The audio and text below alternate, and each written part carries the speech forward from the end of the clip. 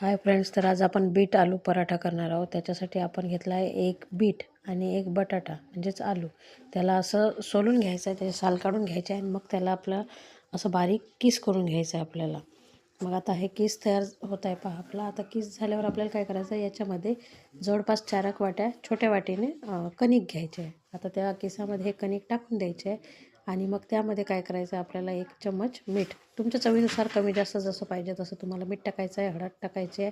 त्यानंतर मी याच्यामध्ये टाकणार आहे धने पावडर 2 चमचे जवळपास। त्यानंतर याच्यामध्ये आपण टाकणार आहोत जिरं, म्हणजे जिऱ्याने चव छान येते। तिखट टाकतो चवीप्रमाणे, मी 3 चमचे 3 चमचे टाकत आहे। त्यानंतर आपण याच्यामध्ये टाकणार आहोत तीळ। तर तीळ 1 चमचा टाकला आहे। तिळाने खूप छान असं म्हणजे थंडीमध्ये गरम गरम, आणि ओवा पण टाकून राहिलो आपण याच्यामध्ये, ते पण गरम असते।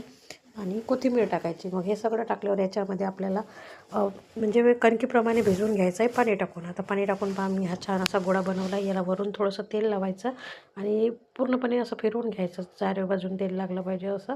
आणि मग काय करायचं आहे, 5-1 मिनटं हमुरू द्यायचं आहे आणि मग याचे गोळे करायचे आहेत आणि आपल्याला पराठा लाटून घ्यायचा। असं छान सुंदर गोल करायचं आहे आपल्याला गोळे, आणि मग त्याचा पराठा लाटायचा आहे। आणि मग तवा तिकडे सेट करायला ठेवला आहे। तवा गरम झाला, आपला पराठा लाटून झाला की आपल्याला त्याच्यावर काय करायचं आहे, हा पराठा टाकून द्यायचा आहे तव्यावर। आणि मग थोडं थोडं बाजूने तेल लावायचं आहे। नाही लावलं तरी चालते, नंतर लावलं आपण पलटल्यावर तरी चालते, कारण मग तेल कमीच पाहिजे याला।